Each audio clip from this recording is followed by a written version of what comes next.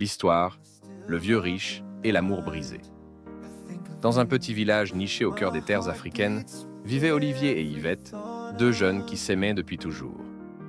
Leur amour avait germé doucement, comme une graine plantée sur les bancs de leur école, sous l'ombre bienveillante d'un grand arbre. Chaque jour, après les cours, ils se retrouvaient sur ces vieux bancs en bois, partageant des rêves d'avenir, loin des soucis du monde.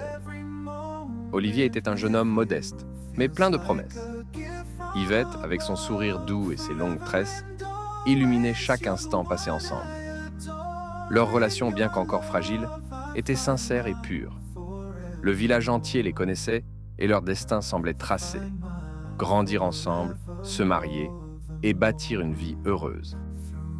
Mais leur monde fut bouleversé du jour au lendemain. Un homme du nom de Djabari arriva dans le village. C'était un vieillard riche, connu pour son pouvoir et ses biens. Avec ses habits somptueux, son imposante voiture et l'aura de richesse qui l'entourait, il fit forte impression. Djabari, bien que beaucoup plus âgé, cherchait une jeune épouse pour assurer la descendance de sa lignée et renforcer son prestige. Les yeux de Djabari se posèrent sur Yvette.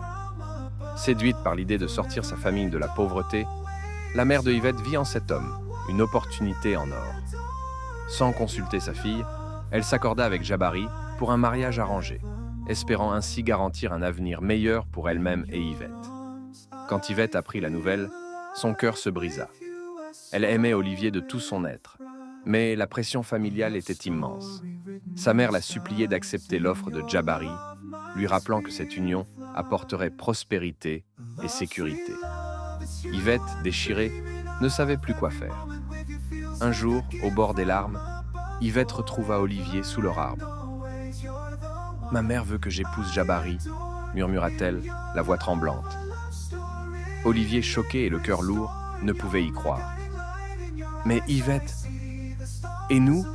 demanda-t-il, la voix cassée par l'émotion. « Je t'aime, Olivier, mais je ne peux pas désobéir à ma mère. Elle voit en ce mariage notre seule chance de sortir de la pauvreté, » répondit-elle, le regard fuyant, incapable d'affronter ses yeux pleins de douleur. Le jour du mariage approchait. Yvette était partagée entre son amour pour Olivier et le poids des attentes de sa famille. Olivier, quant à lui, se sentait trahi, impuissant face à une tradition et une richesse qui le dépassaient. Il s'isolait souvent sous leur arbre, la tête entre les mains, se demandant comment tout avait pu basculer si vite. Le jour fatidique arriva. Le village entier s'était réuni pour célébrer le mariage de Yvette avec Djabari.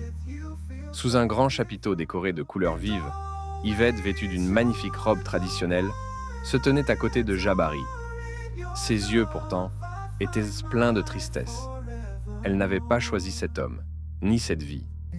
Elle avait choisi l'amour, mais la richesse et le pouvoir de Djabari avaient triomphé. Olivier, de loin, regardait la scène avec le cœur en morceaux.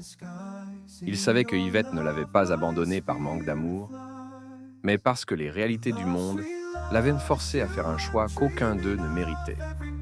Ce jour-là, le rêve d'un amour pur et simple s'effondra sous le poids de la richesse et des attentes familiales. Olivier et Yvette, malgré leur amour sincère, furent séparés par des forces qu'ils ne pouvaient contrôler. Mais dans leur cœur, l'amour qu'ils partageaient resterait toujours vivant, même si le destin en avait décidé autrement.